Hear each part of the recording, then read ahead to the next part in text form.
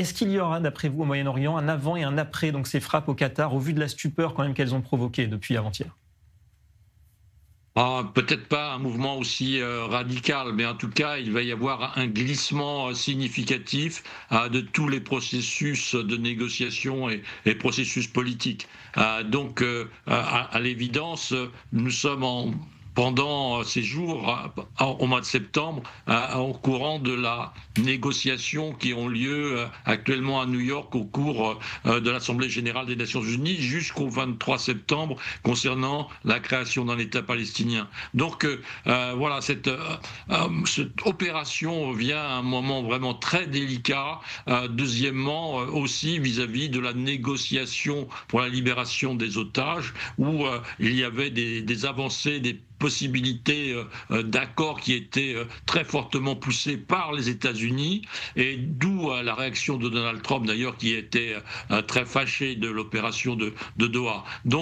Il y a des conséquences, je pense, à court moyen terme, pas radicales, mais des conséquences sur la tenue donc des négociations concernant un État palestinien à New York, et deuxièmement sur le processus de libération des otages qui va prendre bien sûr un peu plus de temps, hélas. Des négociations et donc l'Assemblée générale de l'ONU qui commence d'ailleurs cette semaine. On peut attendre quoi de la réunion d'urgence des pays donc arabo-musulmans qui est prévue au Qatar dimanche?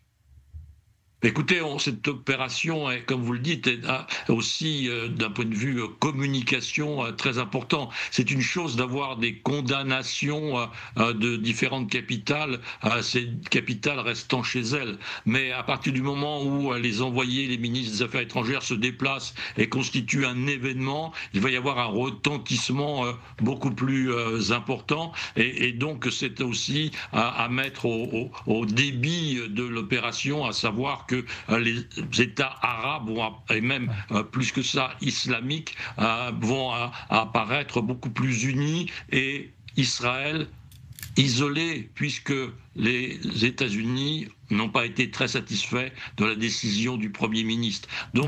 Voyez-vous, je pense qu'il y a un coût politique à court terme assez élevé pour le gouvernement israélien.